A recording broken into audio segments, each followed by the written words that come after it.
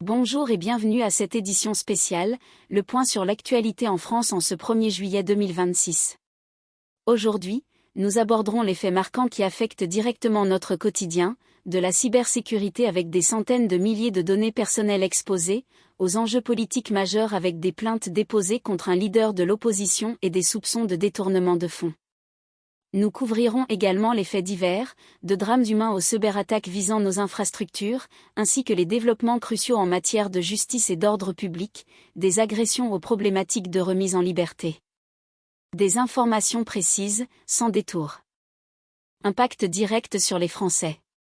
Plus de 227 000 enregistrements d'associations piratées. Le ministère des Sports a confirmé le piratage de la plateforme Le Compte Asso, une base de données cruciale pour le fonctionnement associatif.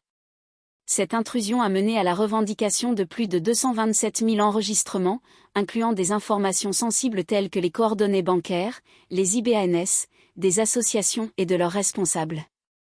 Cette violation pose une question directe sur la sécurité des données gérées par l'État et sur les risques financiers et d'usurpation d'identité pour des milliers d'organismes essentiels à la vie sociale française.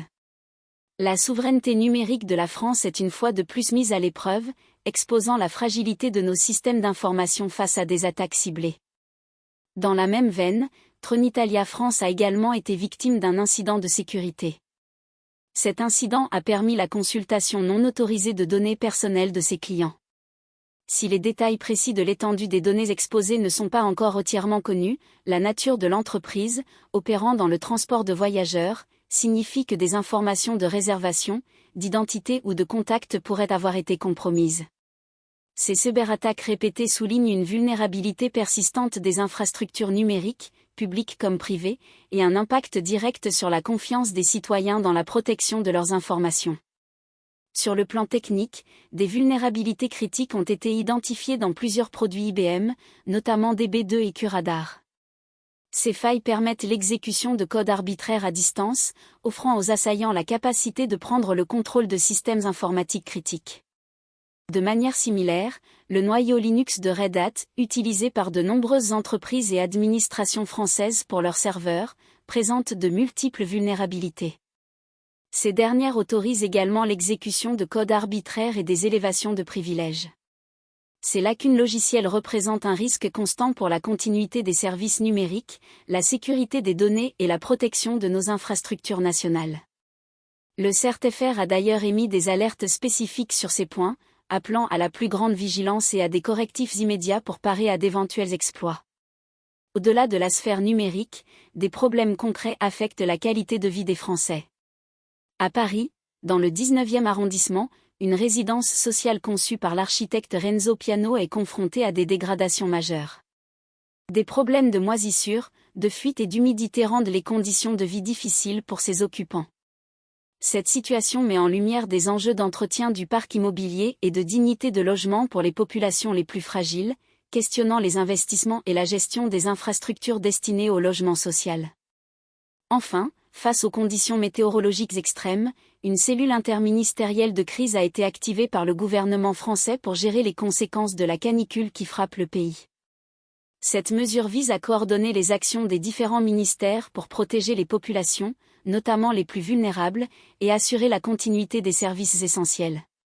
C'est une réponse directe à un phénomène climatique aux conséquences potentiellement graves pour la santé publique, l'agriculture et le bon fonctionnement de la société française. Vie politique et cycles électoraux. 3 victimes d'attentats portent plainte contre Jean-Luc Mélenchon. 3 victimes françaises des attentats du 7 octobre 2023 ont porté plainte contre Jean-Luc Mélenchon pour apologie du terrorisme. Cette action judiciaire fait suite à des déclarations de l'homme politique perçues comme une justification des attaques. Cette situation soulève des questions fondamentales sur la liberté d'expression en période de conflit et sur la responsabilité des figures publiques face aux traumatismes nationaux.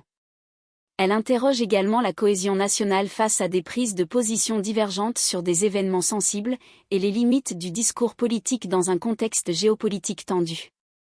Par ailleurs, des perquisitions sont en cours chez des prestataires de Jordan Bardella. Ces investigations s'inscrivent dans le cadre de soupçons de détournement de fonds publics. Cette affaire, si elle était avérée, pourrait avoir des répercussions significatives sur l'image du parti et sur la confiance des électeurs, en particulier à l'approche de futures échéances électorales. Elle met en évidence la nécessité de transparence et de rigueur dans l'utilisation des fonds publics, un enjeu constant de la vie politique française et de la probité de ses représentants. Dans le paysage politique mouvant, la porte-parole du gouvernement, Maud Bréjon, a publiquement annoncé soutenir la candidature d'Édouard Philippe. Cette déclaration, venant d'une membre du gouvernement en exercice, marque une étape dans le positionnement des différentes personnalités en vue des prochaines élections présidentielles, et pourrait signaler des divergences ou des stratégies internes au sein de la majorité. Elle révèle une dynamique interne au sein du bloc gouvernemental, annonciatrice de recomposition politique à venir. Concernant Manon Aubry, elle a tenté de se justifier suite à l'affaire dite du Yachtgate, où son utilisation d'un yacht avait été pointée du doigt par certains médias. L'eurodéputé a affirmé voter chaque année pour son propre style de vie, une explication qui a suscité des réactions contrastées. Cette affaire illustre la tension entre les messages politiques et les pratiques personnelles des élus, et la manière dont elles peuvent être perçues par l'opinion publique, en particulier sur des sujets comme les inégalités sociales ou le mode de vie des représentants. Sur le plan diplomatique et éthique, le président Emmanuel Macron a tenu un discours au 9e Congrès mondial contre la peine de mort. Cet engagement international de la France en faveur de l'abolition universelle de la peine capitale s'inscrit dans une ligne diplomatique constante, réaffirmant la position française sur les droits humains au niveau mondial. Cependant, cette prise de position est mise en perspective par une déclaration de Dominique Régnier. Il a affirmé que la loi sur l'aide à mourir, débattue actuellement, réintroduirait la peine de mort le 15 juillet. Cette analyse, qui établit un parallèle entre l'aide à mourir et la peine de mort, alimente un débat éthique et sociétal profond en France, interrogeant la nature de la vie et de la mort, ainsi que le rôle de l'État dans ses décisions fondamentales. Sirène a d'ailleurs souligné ce paradoxe. Le jour du vote sur l'euthanasie, le président Macron faisait un discours pour exiger l'abolition universelle de la peine des morts. Cette juxtaposition éclaire la complexité des enjeux éthiques contemporains et la difficulté à les concilier au sein du discours politique et législatif. Faits divers et sécurité publique. 11 personnes décédées dans un crash d'avion près de Nancy. Une explosion survenue à Monaco a causé de graves blessures à 3 personnes. Parmi elles, une femme a été amputée et l'oligarque ukrainien Vladimir Molaev a également été grièvement blessé. Les premières investigations indiquent que cet événement n'est pas un attentat terroriste, mais plutôt une tentative d'assassinat ciblé. Cette précision modifie la perception de l'incident, le faisant passer d'une menace générale à un acte de violence spécifique, mais elle n'en diminue pas la gravité pour les victimes et l'impact sur la sécurité perçue dans la région de la Côte d'Azur. Un drame aérien s'est produit près de Nancy, où un crash d'avion a provoqué la mort de 11 personnes. Il s'agit du plus meurtrier accident d'aviation légère enregistré en France. Les causes exactes de cette catastrophe sont encore sous investigation par le Bureau Enquête Accidents pour la sécurité de l'aviation civile, BA, mais cet événement tragique met en lumière les risques inhérents à l'aviation et les enjeux de sécurité qui y sont associés, affectant directement des familles et l'ensemble de la communauté de l'aviation de loisirs et de tourisme. Dans le domaine de la cybercriminalité, 5 jeunes Français, âgés de 16 à 22 ans, ont été interpellés. Ils sont soupçonnés d'avoir mené des cyberattaques contre plusieurs établissements de santé. Ces actions, potentiellement graves, peuvent perturber le fonctionnement des hôpitaux, mettre en danger les données des patients et même la continuité des soins vitaux. Cette affaire illustre la montée de la cybercriminalité chez les jeunes et les défis pour la protection de nos infrastructures essentielles face à des menaces grandissantes. Un autre incident numérique a touché le centre pénitentiaire pour mineurs de Le Pontet, qui a été ciblé par un piratage. Cette intrusion a potentiellement affecté au moins 20 000 personnes, incluant détenus, familles et personnel. La compromission de données dans un tel établissement soulève des questions de sécurité pour les jeunes détenus et le personnel, ainsi que sur la protection des informations sensibles dans des environnements sous haute surveillance, remettant en cause la robustesse des systèmes de sécurité interne. Sur le front de la criminalité urbaine, un homme de 19 ans a été tué par balle à Nantes. Cet homicide est le 5e par arme à feu enregistré dans la ville en seulement 2 mois. Cette série d'événements tragiques signale une augmentation des violences armées et pose des questions pressantes sur la sécurité publique dans les grandes agglomérations françaises, l'efficacité des mesures de prévention et la présence de la criminalité organisée. La répétition de ces actes de violence a un impact direct sur le sentiment de sécurité des habitants et sur la cohésion sociale des quartiers concernés. Justice et ordre public. Un suspect d'agression sexuelle relâché aux urgences. À Laval, dans le département de la Mayenne, une patiente de plus de 90 ans a été agressée sexuellement alors qu'elle se trouvait aux urgences d'un établissement hospitalier. Le suspect, interpellé après les faits, a été relâché suite à sa garde à vue, une décision qui soulève des interrogations sur les procédures judiciaires et la protection des personnes vulnérables, même dans des lieux censés être sécurisés. Cet événement met en lumière des failles potentielles dans la surveillance des hôpitaux et dans le traitement judiciaire des agressions, générant une inquiétude légitime quant à la sécurité de nos aînés et le fonctionnement de la justice. À Perpignan, dans les Pyrénées-Orientales, un homme est rentré libre au Maroc malgré la saisie de 274 kg de résine de cannabis. Ce fait divers interroge la cohérence des décisions judiciaires face au trafic de stupéfiants et la capacité de l'État à retenir et juger des individus impliqués dans des réseaux d'une telle ampleur. La quantité de drogue saisie représente un trafic significatif, et le fait que le suspect ait pu quitter le territoire soulève des questions sur la souveraineté judiciaire, la coopération internationale et l'efficacité de la lutte contre la criminalité transfrontalière. La mort de Louis, un jeune homme de 17 ans à Narbonne, continue d'alimenter les débats. Il a été révélé qu'au moins 3 des 5 suspects interpellés dans cette affaire étaient inscrits au TAJ, le traitement des antécédents judiciaires.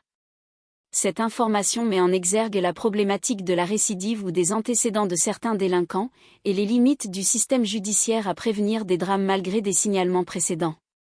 Le décès de ce jeune homme a provoqué une vive émotion et des questionnements sur l'efficacité des mesures de suivi et de prise en charge des individus à risque.